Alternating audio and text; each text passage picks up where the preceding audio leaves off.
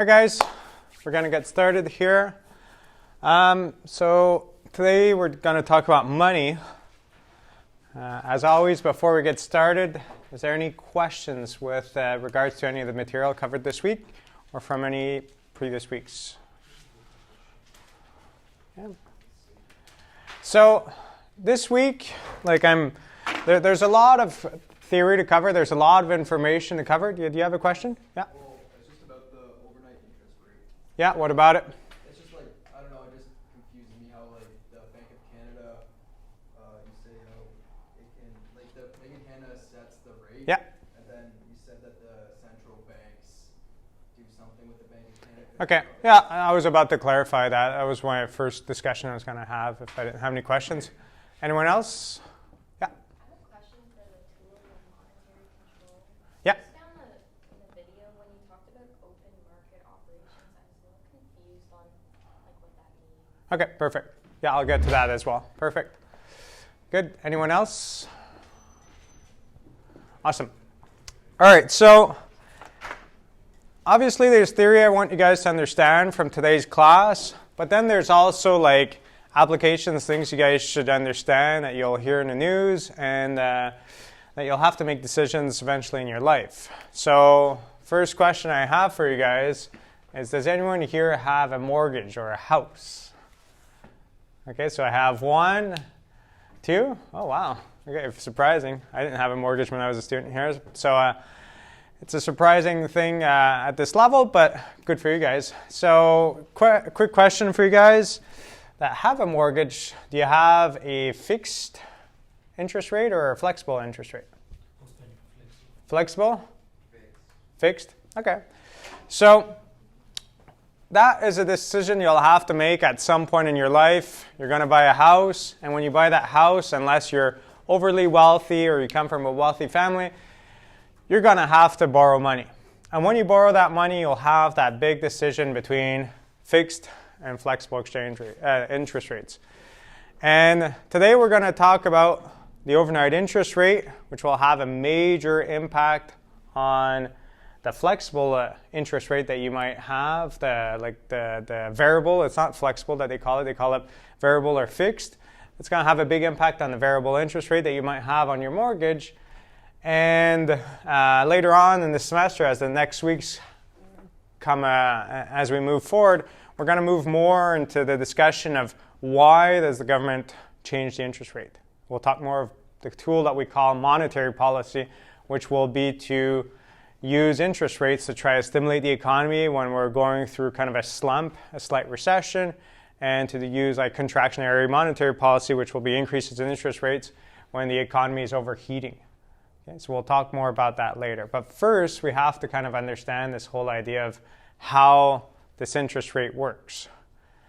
So the overnight interest rate is going to have a major impact on all the other rates out there. And in your bank, you might have something that will be referred to as your prime rate.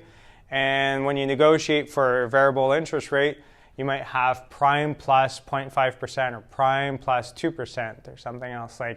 So like for myself, I believe I'm lucky with Desjardins. I have like prime rate on my line of credit, whereas you guys as students with less of a credit history, you might have like prime plus 3 or prime plus 4. And then on the mortgage, which is much safer as a loan for a bank, because if ever you don't pay, they could get that mortgage, that house back from you.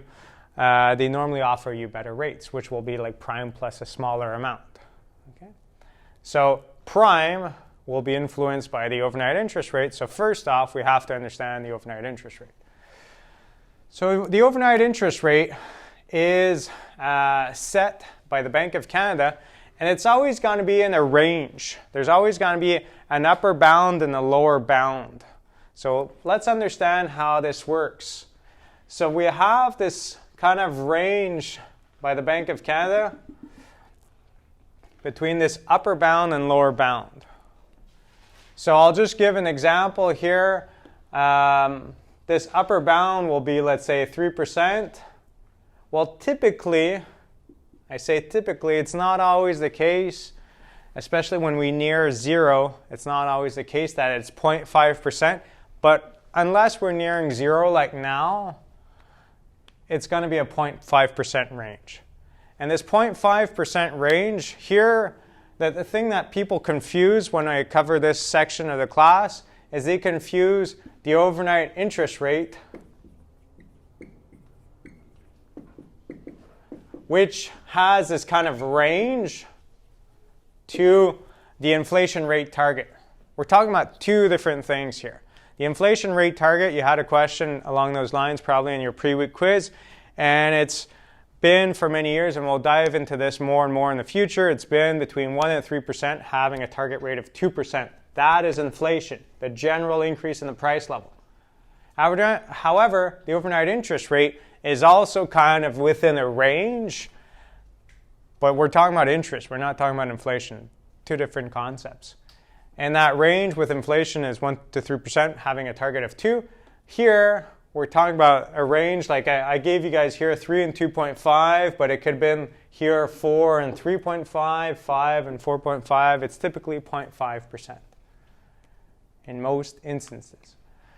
So what does the upper rate represent? It's our bank rate. And when we're talking about this rate being set, it's always by the central bank. And if we think about the central bank in Canada, all of this is set by the Bank of Canada, the BOC. If we were in the United States, it'd be by the Federal Reserve. If we're in most of Europe, it's the European Central Bank, the ECB. This is what we have that's going on here. So the bank rate is the rate at which Bank of Canada is willing to lend to commercial banks.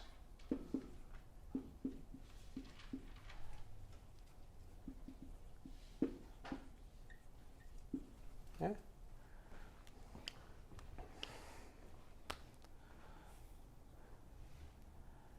And the bottom rate here, the deposit rate, it's the rate at which commercial banks can lend to the Bank of Canada.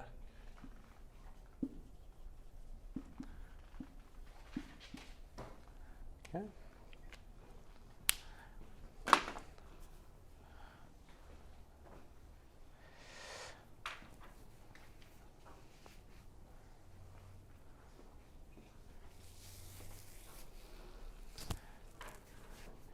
If you look at this, you would think that most commercial banks deal with the Bank of Canada, that they have this situation where they are borrowing from them, and when they have an excess amount of money in the overnight markets, they're lending to the Bank of Canada. But that is not the case. They can, but they won't have an incentive to do so. So if I think of another example, let's say, just want to make sure, oops, is it recording? Let's say the new iPhones are coming out like in a few weeks. This is last year's 11 Pro. It's about to be outdated. It's about to be a piece of shit phone. And it's we have this situation, so let's say I wanted to control the second-hand market for these phones. And I want these phones to be selling at a certain price. Well, what I can do, if I had like a ton of money and a ton of phones available to me, is I could say to anyone here that wants to sell their iPhone, I will buy it from you at $400. And for everyone here that wants to buy an iPhone, I will sell it to you at $500. So let's say I just kind of write it out. So I will buy iPhone at $400, and I will sell at $500. Okay. That is what I'm stating. I have a ton of them available, and those are the prices at which I am stating. someone here in the classroom has an iPhone to sell. Someone else in this classroom wants to buy that same kind of iPhone, last year's iPhone. Do you have an incentive to buy from me and to sell to me, or do you have an incentive to deal between each other? What is beneficial for you guys in this situation? There's two people. There's one that wants to buy and one that wants to sell. I am willing to buy and willing to sell, but you could also chat between each other and change this phone. What would be the best? So think about it. If you are buying from me, you're paying $500. If you're selling to me, you're selling it at $400. Let's say you're the seller. Would you rather sell it to me at $400? Or do you think you could get more from the person that wants to buy? That person that wants to buy, if he buys from me, he buys it at $500. So what's the best thing you guys should do? If there's a buyer and seller in this classroom, should you go through me or go through each other? Yeah. Let's say, yeah, don't go through you. Yeah. Well, like, they can maybe meet under like 450. Yeah, so if we take the example of 450, is it beneficial for both? Yes, because the person who wants to buy has the option to buy from me at 500. He's paying 450. He's happier. He saved $50 for the same device. And the person that wants to sell, well, I could buy from him at 400, but if he could sell it to someone else at 450, he's gaining an extra $50, so he's also gaining. But what I effectively done by setting this upper and lower bound is a limit at which the phones will be selling and buying in this market. If you have an iPhone to sell and you decide to charge $600 for it, will anyone buy from you? No, because anyone could buy as many iPhones from me as possible at $500. Okay? If someone's telling you, I will buy your iPhone for $300, will you sell it to them? No, because you know that you could sell it to the Bank of Canada or me at $400. So you are setting an upper and lower bound on the price of this product. And in this case, the price of this product is a loan. Yeah, it's another product or service. And it's a loan, so let's say you say, I will borrow from you at $1,000 at 3%. Well, if I get 3%, it's better than 4% because on a year's term, well, that 3% will be $30 interest. That 4% will be $40 interest. One product is cheaper than the other. So you're setting a limit at which commercial banks between each other can charge for interest in the overnight market. An upper limit and the lower limit. You're changing the price. So you could do that on any good in the market if you wanted to, but here the focus is on interest rates. Okay. Yeah. Do banks, like commercial banks, do that a lot? Like, do they Trade on the overnight markets? Yeah, tons. Yeah, for sure. Because, like, if you think about it, the biggest thing that makes money for commercial banks is using your deposits and making out loans. And the more loans you can make out, the better it is because you're generating more and more interest. But if you make out a lot of loans and all of a sudden you only keep a very small portion of that money that you have in reserve for people withdrawing their money, or let's say I decide to withdraw all my money because I'm buying a new car or whatever. And as I withdraw that money, if they run low on reserves, they might have to borrow for a short period of time. This overnight market from the get-go is just kind of like this one night kind of situation that like I ran low on money and I owe you money, so I might need to borrow if I don't have that money hanging around. Because the less money you have hanging around, the more you're loaning and the more interest that you're earning.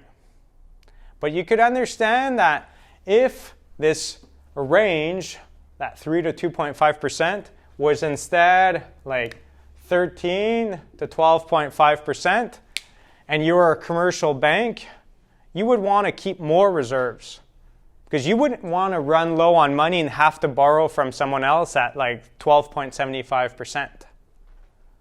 Okay? So the rate at which this Bank of Canada sets the rate, it's going to make it that commercial banks will either keep more or less reserves. The lower that rate is, the lower that bound, that range is, the less it's worthwhile to keep money as reserves, because even if you run low and you have to borrow, if you're borrowing at 0.25%, it's very negligible. And in that situation, you don't care as much. So you're creating a lot of flow of money into the economy. So that's just something to keep in mind here. So the higher the bound, the range or whatever, the higher the range,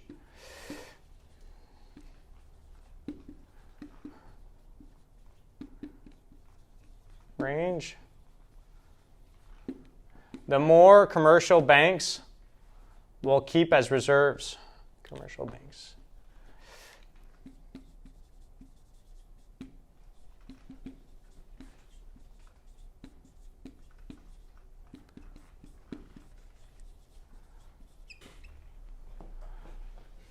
It's always 0.5.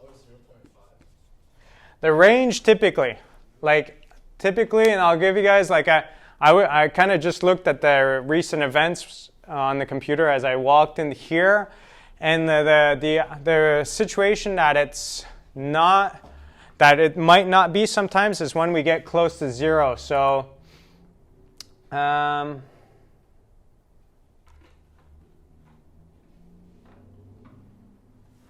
so if I kind of look at this, I don't know if it's going to pop up. Like I kind of made it sound only. I might have to turn off the system and back on. I'll just turn it off. Nope. Does not want to cooperate.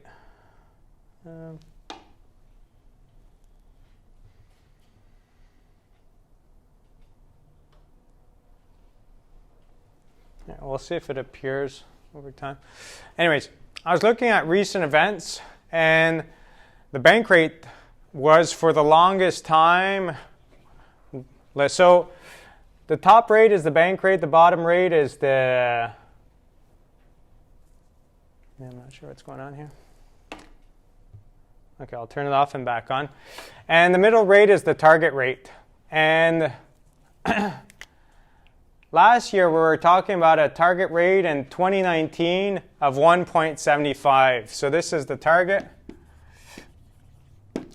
In 2019, we were at 1.75 for quite a long time. So if we're at 1.75 here, it means that we're like a quarter percent more here and quarter percent lower here. So 2 to 1.5 and 1.75 would be the middle ground target.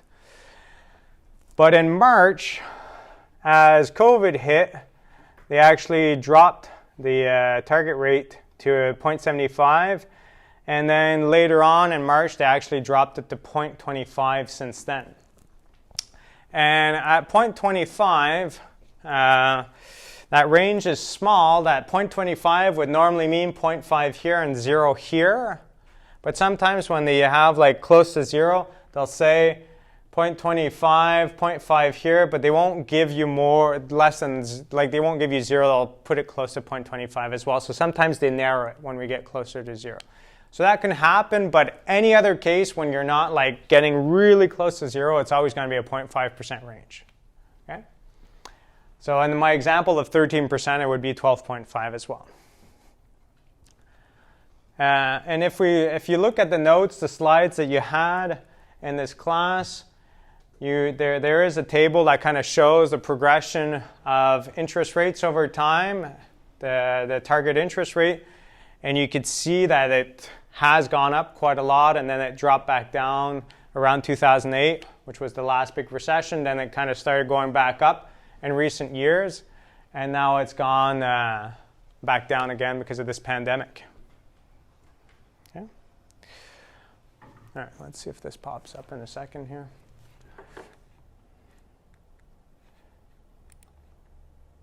If I have, let's see, pop this up as well.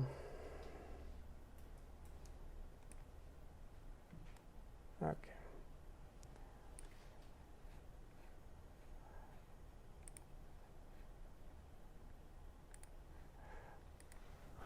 Okay, so this is the slide I was referring to. It's going to come back up. So you can see over time, target and actual overnight interest rate were pretty much overlapping one and the other. The only time where it could kind of be slightly different is when there's a massive drop, a quick drop, or a rapid increase. So what I mean here is that most of the time, commercial banks will deal amongst themselves, because like in the iPhone example, it's better for everyone to trade between themselves. But what can happen is if, let's say, the Bank of Canada would change these prices drastically and make it like 100 and 200, well then there might be no sellers willing to sell at $200 here. Most people will say, well, screw the new device that's coming out. I'm going to keep my old one for $200. I'm not going to sell it. So that all the buyers out there will not be able to find another person to buy from in this classroom. They'll have to go to the Bank of Canada. Okay? So if there's a massive drop rapidly in price, interest rate, or price of the good, it's going to lead to a situation that no one's going to want to buy from one another. No one's going to be willing to sell. So they'll all have to resort to the Bank of Canada. But if we look at this whole graph here, like you have it better in your notes, you'll see it clearer. But if you look at this in your notes, you'll see that there's just this small time that the actual interest rate was higher than the target, which would be that kind of idea that normally if we would drop these prices of the iPhone to 100 and 200, that I'm willing to sell you the iPhone at 200 and buy it from you at 100. Well, you would expect the price to be somewhere around 150, but the actual price was closer to 200 because most people had to buy it from me. Same thing as here. Interest rates went down drastically, so most people are borrowing from the Bank of Canada, so their actual interest rate was actually closer to that upper range of the band that we have going on there. Okay? So that's the situation that we have. Any questions with respect to this kind of like interest rate band? Yeah. Is this like the overnight interest rate created to kind of make Canadian banks more secure? So having money accessible by the Bank of Canada is a way to keeping commercial banks more secure, in the sense that like if they run low on money, they always have this lender of last resort, which is the Bank of Canada. So yes. But then afterwards, it's to try to create some influence on all of the banking sector altogether. So like as soon as these rates change, it has a trickle-down effect on all other rates. So early on in the classroom, I started with asking you guys about mortgages, variable rates versus fixed interest rates. And variable rates will fluctuate with prime, and prime will fluctuate with this overnight interest rate. It won't fluctuate the day after. So like if there was an announcement recently, it's not going to have an impact right away, but it will have it pretty quickly. So if you look at Desjardins or any other banks, they'll have like their own prime rate. And if you hear of an announcement, let's say in a few years, the overnight interest rate goes back up to a target of like 2%.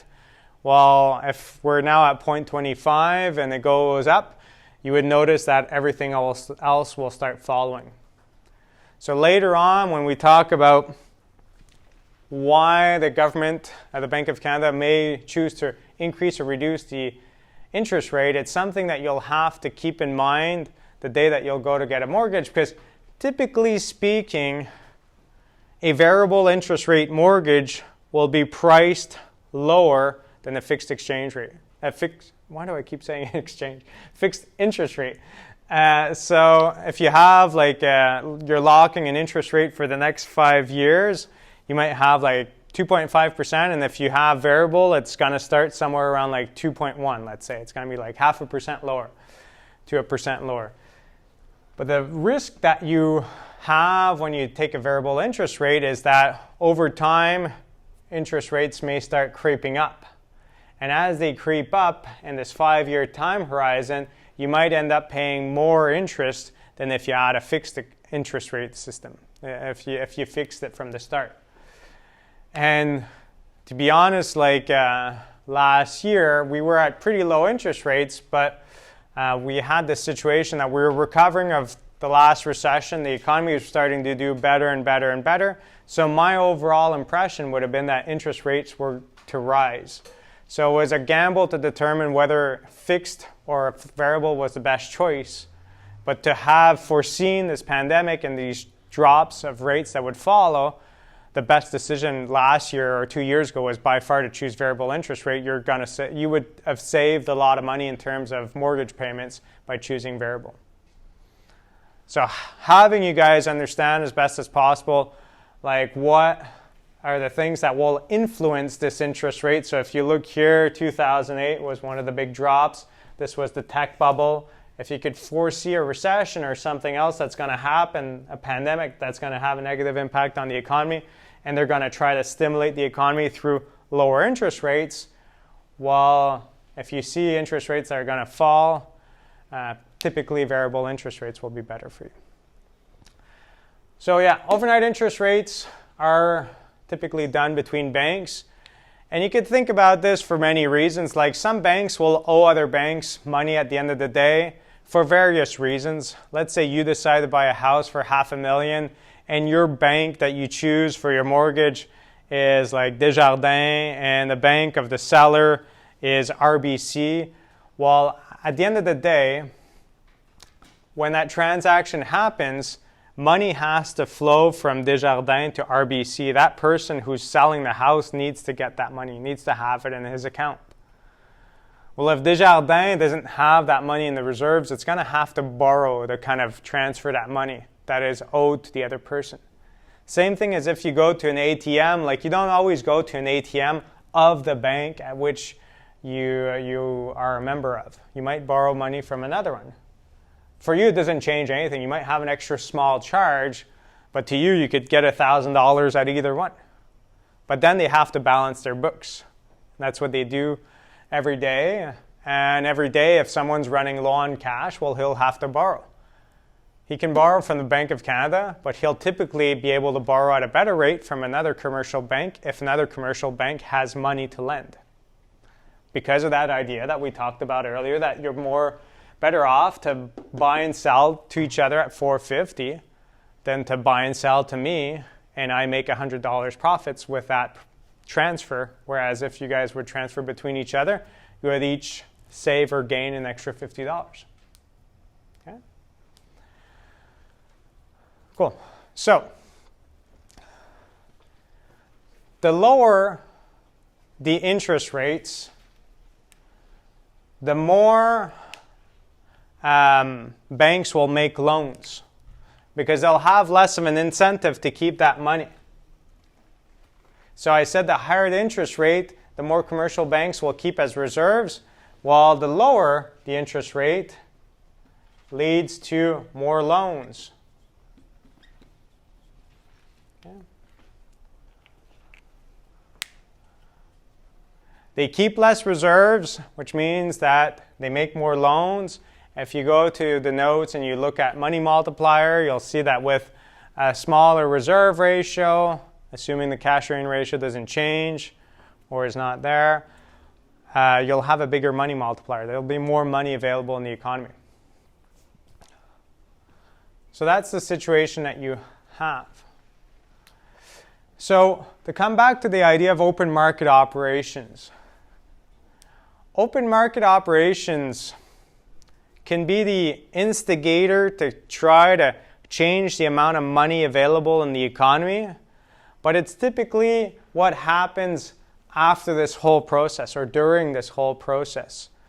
So let's talk about it as the instigator, which is not typically the case, but it could be, to help you guys understand it.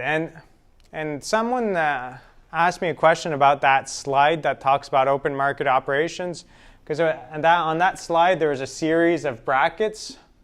Okay, I'm sorry if that slide wasn't clear to you. The way you should understand that slide that talks about open market operations is if you remove everything that's within the brackets and you just delete it from the slide, the whole sentence makes sense. And if you replace what's in the brackets with the previous word for each of them, then it also makes sense. It's just kind of like looking at the opposite thing. So the example I gave that student in an email is to say, well, if I think about the law of demand in microeconomics, well, I could say the price, as price increases, quantity demanded decreases.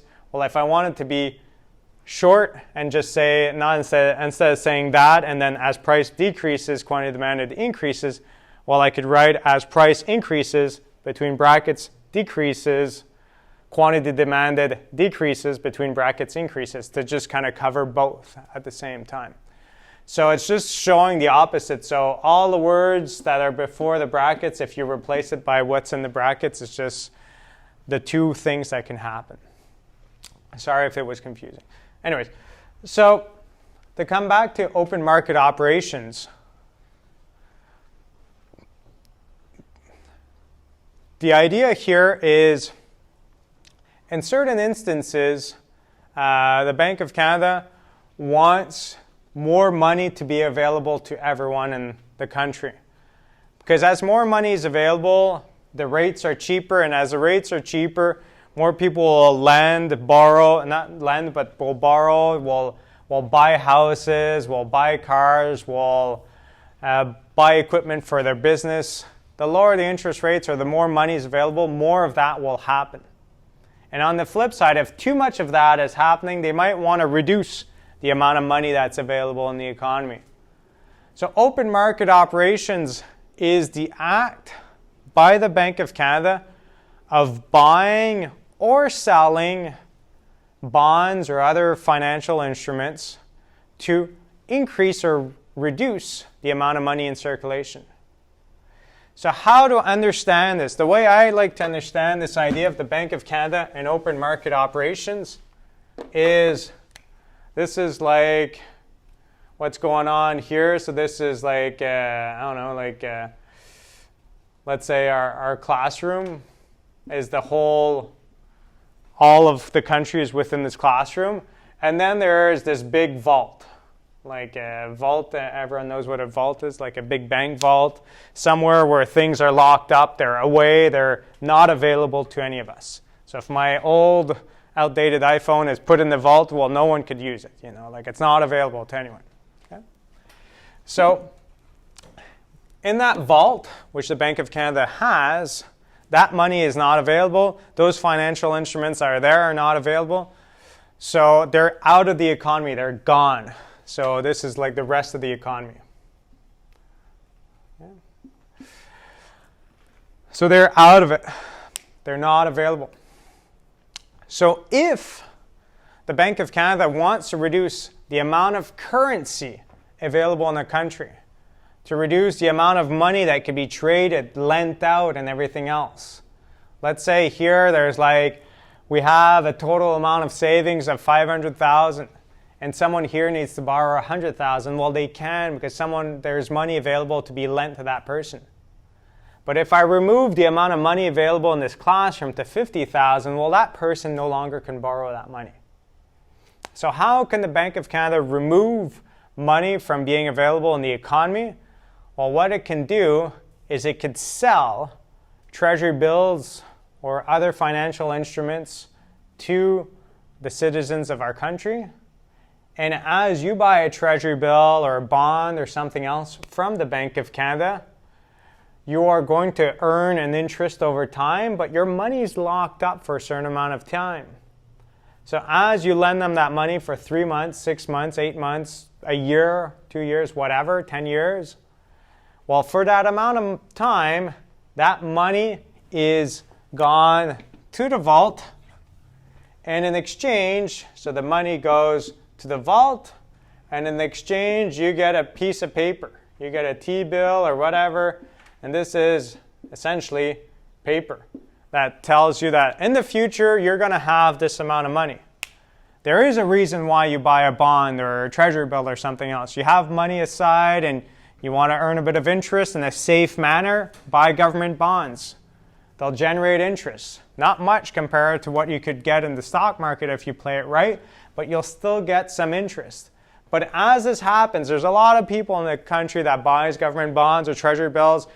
If you don't buy it directly, probably the pension fund that might be in the company that you might work for in the future will have some, or some of the mutual funds you might buy will have a mixture of stocks and some more secure things. Well, some of it is this. And as some people, whether it's a mutual fund manager or yourself, buys treasury bills, well, that money that you have goes to the Bank of Canada and they give you a piece of paper in exchange. Eventually, it's going to lead to some money given back to you, but for that period of time, that is money that is no longer in circulation. So you can control the amount of money in circulation by using open market operations. What I was saying before is you wouldn't normally use that technique to control open market operations. Normally, the Bank of Canada will change the interest rate. As they change the interest rate, it's going to have an influence on the banks, on how much reserves they want to keep. And if they see that they can earn a lot of interest, they're going to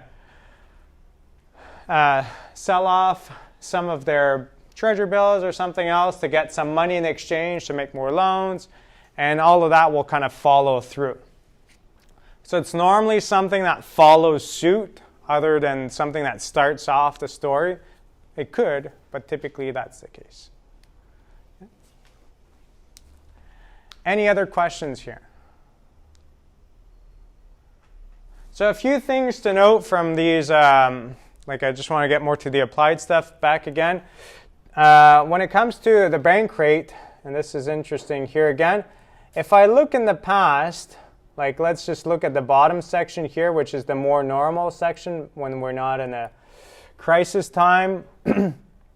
Typically, the Bank of Canada meets 8 times a year. So if you look at the gap of time between July 10th and September 4th, well, it's pretty much a month and a half. And then between September 4th to October 30th, it's pretty much a month and a half. And then here another month and a half. That happens. That's typically the time frame that we have for the Bank of Canada to meet and decide on actual interest rates that they might change. But sometimes if we look at over here, they can change the rates more rapidly in very extraordinary circumstances, especially if the rate's going down. But typically, like if we look afterwards, the rate kind of change, which didn't change, was between mid-April to early June, and early June to mid-July, we're back at that 1 month and a half framework. Because if you think about 8 times a year that they make a choice, in 12 months, a month and a half is pretty much the time frame between each meeting. Okay? So later on, when we talk about the Bank of Canada and monetary policy, we'll say that they can make changes rather rapidly, in the sense that at any moment in time, the Bank of Canada, the very most that they'll have to wait is a whole month and a half. And that's if they made a decision yesterday and they regret it and they want to change the interest rates tomorrow. You know, like that, the very longest they'll ever have to wait to implement an interest rate change is a month and a half. But typically, if you made an announcement yesterday and you said interest rates will be targeted 2%, you're pretty comfortable with that decision for a few weeks. And then you notice that the economy is either not recovering as much as you expected or starting to overheat, or something's going on, and then you're like, ooh, we should change interest rates. Well, by the time that happens, you're probably like 3, 4, 5 weeks in, and then you're close to that decision point again. So the very most you ever have to wait is 6 weeks, but in reality, normally when you made a decision yesterday, you're pretty comfortable with it for a certain amount of time. So between something changes and you want to change the interest rate working for the Bank of Canada, it's not that long.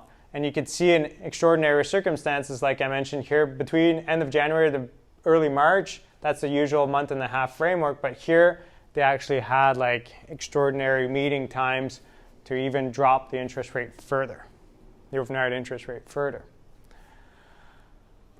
So that's the situation that we have. Okay. Any questions? Yeah? Like, so just look at those months, and that looks like when we got hit the hardest from COVID. Yeah. So why do you think they were dropping it 0.5% with respect, like keeping that with respect to COVID?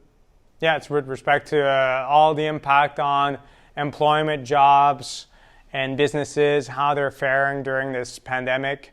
It's to help everyone out in a certain way. Not help out in the same sense as the Canadian government would give a helping hand to people that lost their jobs, but more in the sense that what we have to keep in mind, I guess I didn't mention this enough in this class, is the main goal of the Bank of Canada is price stability in the economy. And that price stability is that 1 to 3% inflation rate target, and 2% being the ideal inflation rate. And what happens is if we're about to hit a recession and people are losing their jobs and things are not selling as much because most things are shut down and everything else, well, it's going to have a downward effect on prices. And in those situations, you would have a situation that you have like no inflation or have some level of deflation, which leads to a situation where people might delay their purchases because they see everything's dropping in prices. If that is the case, the Bank of Canada will intervene to make sure that we stay within that target range of 1 to 3%. We'll mention why more and more throughout the semester, why that target range is important, why we don't want to let it go down. So what they notice in these times of pandemics is if they don't intervene, a lot of businesses will go out of business. And as that happens, there's going to be a downward pressure on prices and it's going to have a lot more negative impacts on the economy.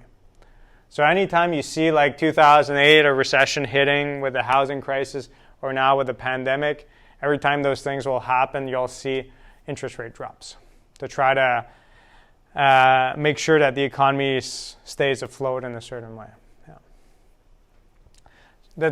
The distinction, we'll get more to fiscal policy versus monetary policy in the future, but there's the distinction is really that one's focusing interest rates to have an influence on inflation, and the other one's maybe focusing a little bit more on jobs and employment. They're all interrelated, typically. Like they both can have the same positive impact. If the government injects money or the interest rates drop, it kind of leads to the same kind of stimulus. They have their advantages and disadvantages, which will disentangle in the future. But overall, we just want to understand the basic mechanics of how the overnight interest rate works for now. Yeah.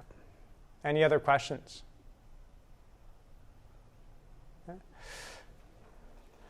So I could easily come back to this or elaborate a little bit more on it later. Another topic I wanted to cover very rapidly with you guys in this class that I find interesting and applied. You guys might not be as much aware about it as students I had a few years ago. We're not going back too far in time, but I'm sure all of you have ever heard about Bitcoins, So, I don't want to go too extensively in Bitcoins. It's not the subject of this class.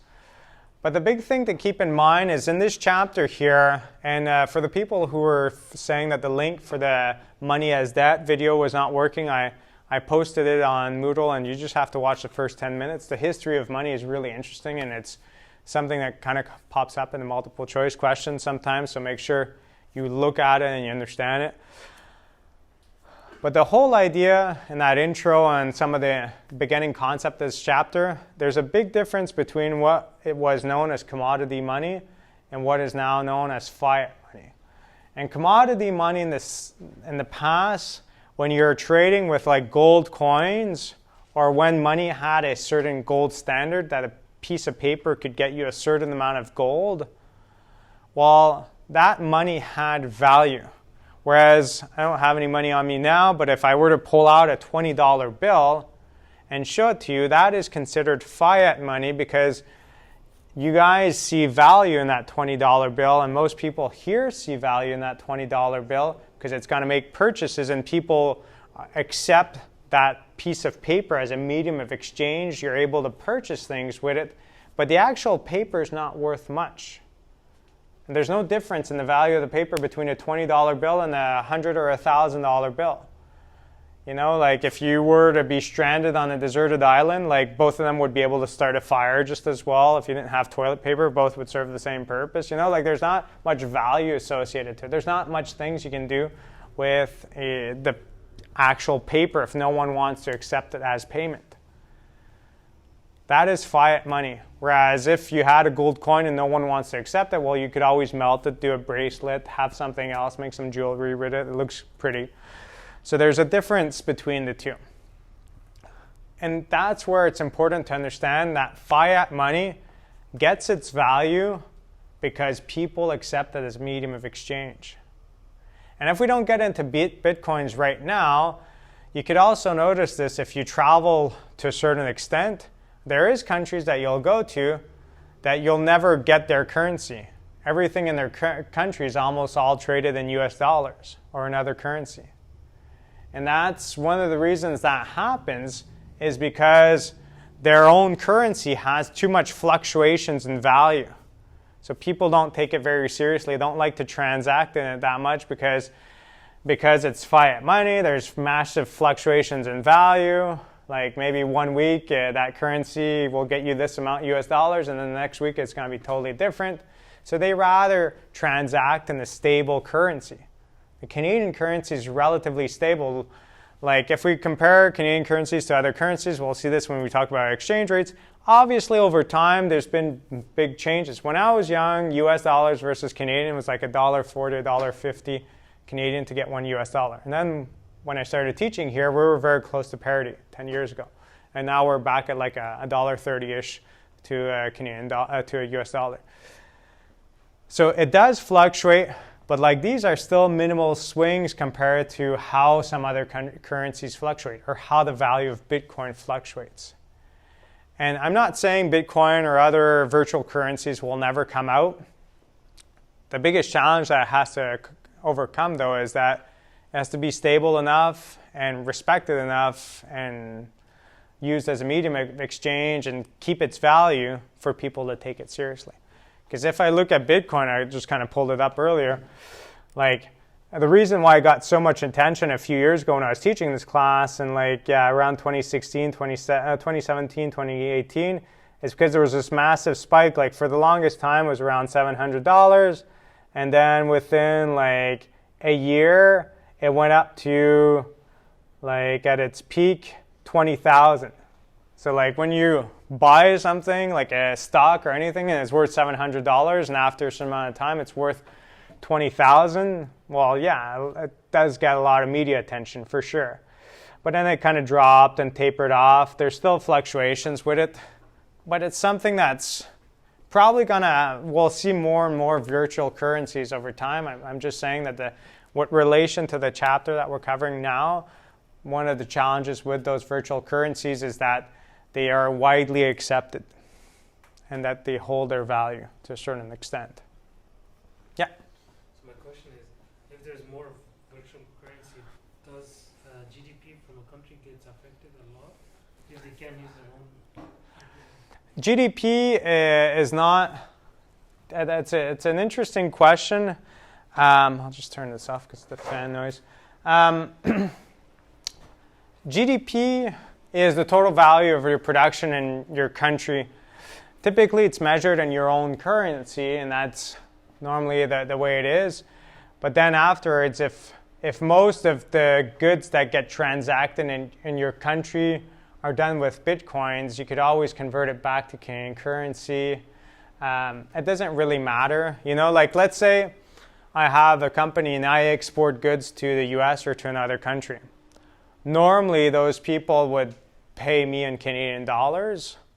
But if they pay me in US and I go transfer that money back to Canadian later on, it doesn't change anything with regards to GDP. You know, like you could always kind of transfer it back to the domestic currency. Like when you'll file for income taxes at the end of the year, let's say I get $10,000 payment from the States as a revenue. Well, I won't write in my income taxes, these are my revenues from States, Europe, and all the other things. I'll do an income statement and I'll do like a bunch of financial statements as a business, but in Canadian currency, all of them. So whether people use US, Euro, Bitcoins, it shouldn't really have an impact on my actual financial statements, and it shouldn't really have an impact on GDP. What it can have an impact on is maybe the value of the Canadian currency and other things like that, then yes. And like, we're going ahead of our game here. It's not the topic of this chapter. We'll talk more about this later on, but like, the US currency has been for the longest time kind of like this default currency in a lot of places around the world because it seems to hold its value. So a lot of people like to transact in US dollars. But I think I wouldn't be surprised in the next 10 years that we start moving away from US currency as the default currency.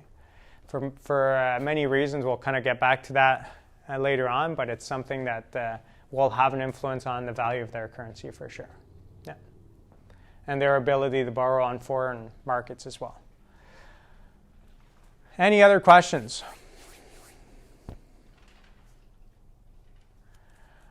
I guess the other big topic in this chapter that kind of, it's a question that often pops up in multiple choice or whatever is the money multiplying effect. Like you don't have to understand like all the different rounds, like how it happens. It's interesting because otherwise if you just remember the equation, you might think like, where's this coming from? Well, if you go through all the different steps saying like, if I deposit $100 in the bank and the bank keeps only $10 and loans out $90, keeps 10% as reserves and loans out the rest. Well, that person who's borrowing money, borrowing $90, you don't normally borrow money just to leave it on the ground and to impress your friends. Like you borrow money to buy things, you know, like I've never heard of someone say, I borrowed $10,000 just to impress people, you know, or just to leave it on my bed and lay in it, you know, like it's not the kind of thing that you do. You normally borrow to buy. So when you borrow to buy $90, $10,000, whatever it may be, well, someone else is getting this money. And this person that's getting this money, unless they keep that money as cash or they hide it under their mattress for different reasons, they're depositing that money back into a bank. So that $90 that is lent out, someone gets it, borrows it, they buy something, this person who receives this $90 deposits it in the bank, this bank receives this as a deposit, they keep 10% as reserves again, so they keep $9, they make another $81 of loans. So it's this whole process, that person receives $81, they buy something, that gets deposited, and so on, that leads to the money multiplying process. And obviously the money multiplier is a lot larger if the reserve ratio is a lot lower. If you have a reserve ratio of 10, well, you're multiplying 10-folds that initial deposit. If you have a reserve ratio of 1%, 100-folds. 0.01, like 10,000-fold. So it all depends what this reserve ratio is. Okay. In the past, the Bank of Canada has asked for minimum reserve ratios, but recently it hasn't been the case. Some banks keep very small reserves. They'll keep maybe larger reserves at certain times of the year where more people take their money out, but if they judge that over most of the year, they only have to keep a very small percentage because as people are taking money out of their bank accounts, other people are depositing money, and they always have this kind of like neutral cash flow going through that they don't run out of money. They don't have to keep that much reserves. So it's just something to keep in mind. And then the cash drain ratio, which sometimes is in the question. If you don't see it in the multiple choice question, cash drain or currency deposit or whatever they want to call it, that ratio that people keep it under the mattress or keep it as cash at home, if they don't mention it, just treat it as 0. So then your money multiplier is just 1 over the reserve ratio, and if there is a cash carrying ratio, well, it's 1 over that reserve ratio plus the cash carrying ratio. Yeah.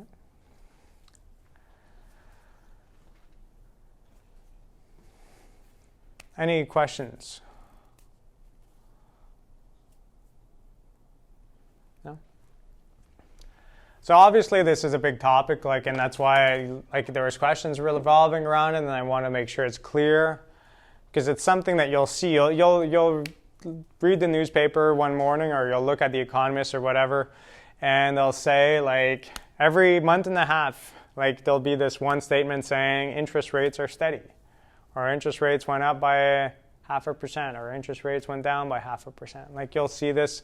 The more you're aware of it, and the more you read the news, the more you'll kind of notice it. And it's something important because you'll see that, oh, I have a variable interest rate. I could expect this to happen to my payments. It's either going to go up or down. Yeah. I just have a bit of a confusion between the interest rate and the inflation rate. Yeah. The interest rate is set month to month, like you said, by the Bank of Canada. Yeah. Is the inflation rate determined like that, or is it just naturally fluctuating? Okay, so two different concepts altogether.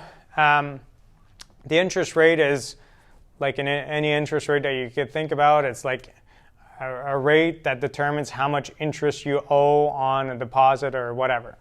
So, and that fluctuates. If I think of the Bank of Canada, typically they won't change it unless it's at that 1 month and a half, except in extraordinary circumstances. But then it takes a little bit of time for your commercial banks to adjust their prime rate and everything else. And if you look at mortgage rates, well, they can go up or down over the year. They don't have to follow that. They'll have short-term promotions, you'll have short-term promotions on cell phone plans or whatever else. So it does fluctuate a little bit more often than that. The banks, this one less, but the rest can fluctuate more. The inflation rate is a target that since the mid-1990s has been set, and every 5 years they decide whether they want to keep that same target range or not. So I forget when was the last time. It was a few years ago when I was teaching this class. As I was teaching it, they made an announcement that said for the next 5 years we're going to keep that 1 to 3% target, and that's what they've kept since 1995, I believe, mid-1990s till now. So we're 25 years in this kind of inflation rate target of 1 to 3%, with the ideal being 2%. That's been the range. So that it doesn't fluctuate as much, but the inflation rate fluctuates. Even though that is their range, if we look at inflation rates, we had this, I believe, early on in the semester, we had a slide that had core inflation and the target and everything else. And you saw inflation rates over different periods of time being like this. And if this was core inflation, we were this was a 1 to 3% range. So you'll have certain months or periods that are closer to the 1, some other ones closer to 3. You might have some times where we go slightly below, at 0.5 or 0. So that constantly changes. And they're trying to do their best to keep these price fluctuations within that range. But the problem is that, and we'll talk about this more when we talk more about monetary policy, is that the interest rate changes that they do now and everything else that has an impact in the economy has an impact further down the line. What they'll mention, what you'll notice in the future, there'll be a slide about this, but what they typically say is that an interest rate change will influence purchases normally between 9 to 12 months down the road. It could be shorter, but it's typically the case. But then the price changes could even be further down the road as well, the actual impact on inflation. And if you think about it, that kind of delayed impact on purchases makes sense. There are certain things that you might decide to buy more rapidly, but let's say you're running a business and you're deciding, should I change different pieces of equipment? It's a long-term planning. So if you start the year and you say we're not going to update all our computers yet, and then 3 months later, interest rates dropped, you won't suddenly say let's buy all new computers. You'll kind of go back to the next decision point in your business. So there's a delay involved. And the same thing as if interest rates go low and you're renting an apartment, you won't suddenly say, I'm going to give up my lease and I'll buy a house right away. Like, it's going to take some time. You might think about it. Oh, interest rates are low. Maybe in July, like before July, you might decide to buy a condo or a small house or something else. So you have this kind of delay going on. It kind of influences you, but it takes a bit of time for you to have an impact on your purchases. So one is based on interest. The other one is based on price differences. That's a big thing that has to be mixed, not mixed up together, because for some reason, because we're talking about like a range and a target, people get confused, but they're like two different things. Yeah. Anything else? No? All right. Well, I'll leave it to that for today. If you have any other questions, feel free to come and see me, ask me, and otherwise I'll see you guys next week. Have a good weekend.